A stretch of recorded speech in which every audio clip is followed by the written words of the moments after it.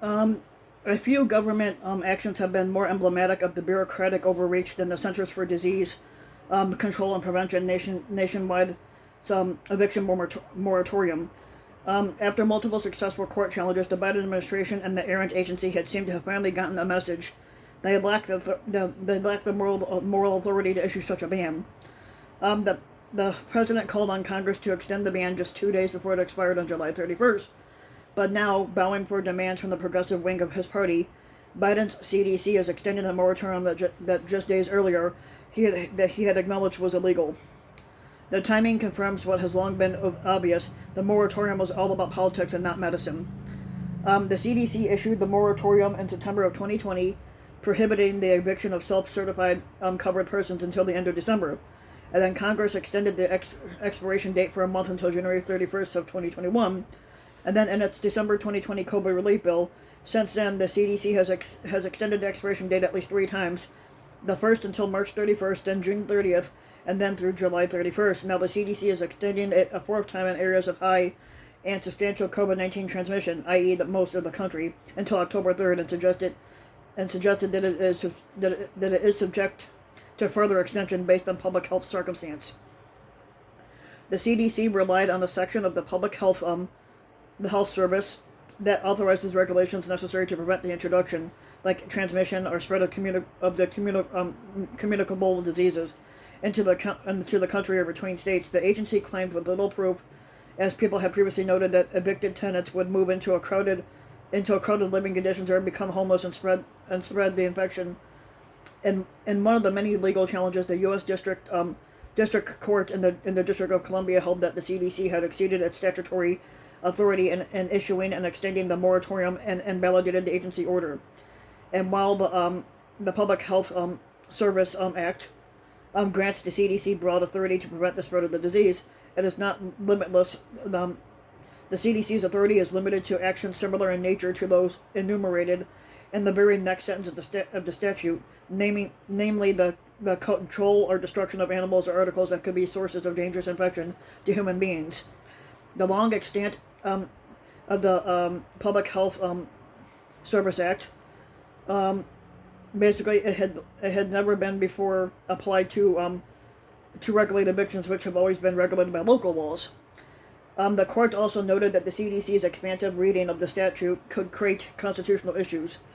Unlimited rule-making authority, unbounded by clear limitations or principles, would potentially be an unconstitutional overdelegation of legislative power, and regulating local evictions might also exceed the federal government limited powers under the Commerce Clause. On June 29th of 2021, in a 5-4 decision, the Supreme Court declined to overturn a stay of the district court decision that had been granted pending an appeal. Yet in a concurrence, the rapist Kavanaugh, who provided the crucial fifth vote, clearly agreed with the district court that the CDC had exceeded its existing statutory authority by issuing a nationwide eviction moratorium. He only voted to deny vacating the stay because the CDC order was expiring shortly anyway.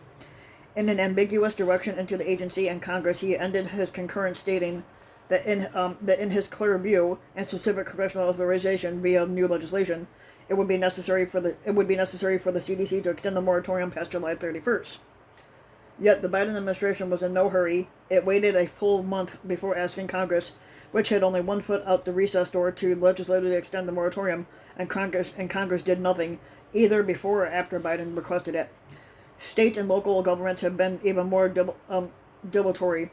The Federal Emergency Rental Assistance Program provided over $46 billion to state and local governments to distribute the delinquent tenants and their landlords, $21 billion in December in the waning days of the Trump administration, and $25 billion in March in the American Rescue Plan. Despite the passage of more than half a year, only about 7%, $3 billion of it has been dispersed.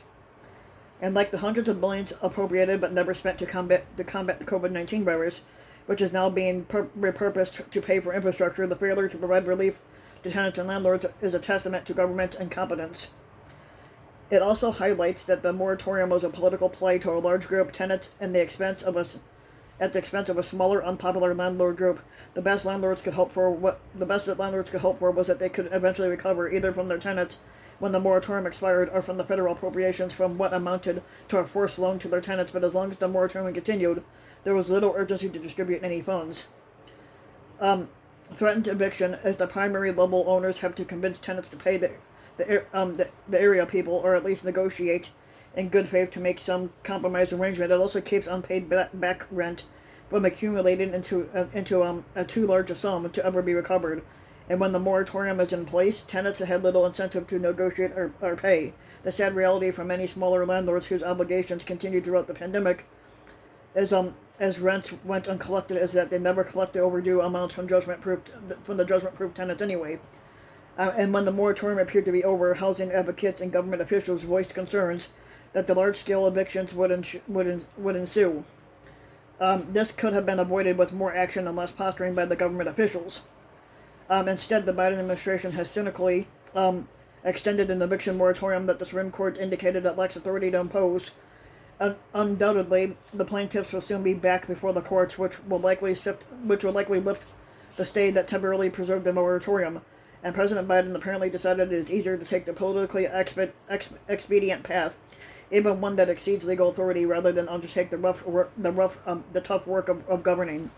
So if you like the video, give the video a like and subscribe to my channel, Rambam Mike, and also RBW King. And if you like, if you like the video, give the video a like and subscribe to my channel, RBW King, and also hit the notification bell so that you know if I have a new video comes out.